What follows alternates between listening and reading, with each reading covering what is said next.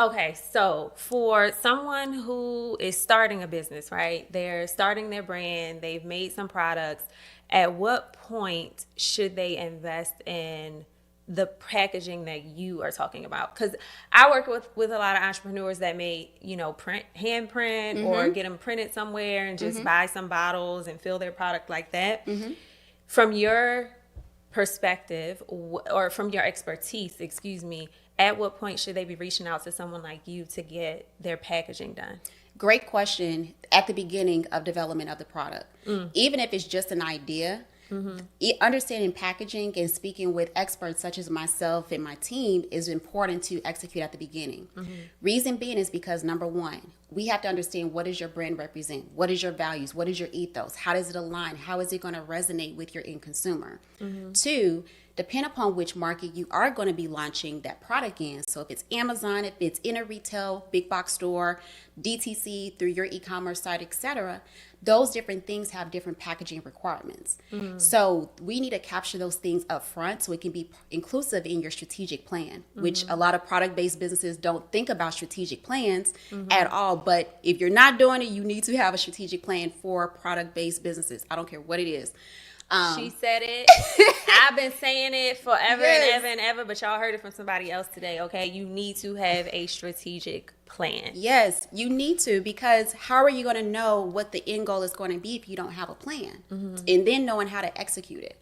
So these are questions that I ask my clients. And so I tell people, we meet you right where you are, but we always encourage to actually have us be inclusive in those plans up front. So that way we can help you with having the right packaging strategy for your brand based upon the market and placement of your product as well.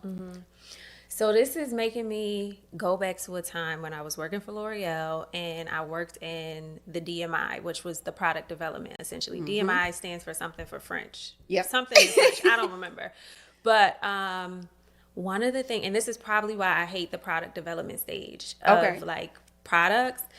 One of the things I used to have to do was I would have to read through all of the packaging and get it proofread by all the countries. So there were like 20 different iterations, 20 different languages, and I had to proofread that fine print to make sure that everything was up to standard. And I remember like all the codes and stuff like that for packaging. So packaging is not just, oh, I'm going to slap my name on this label. Like, there are lots of things. So when she's talking about regulations and different things like that, these are the things that Megan is referring to. Absolutely. And even if you're a startup brand, start implementing some of these best practices that corporations do, such as L'Oreal, Maybelline, CoverGirl, etc., into your business model now. Because you're not trying to just be where you're at currently for the rest of your life. If you do, that's cool too. But a lot of us are in the business and doing things to be generating income for whatever our why is.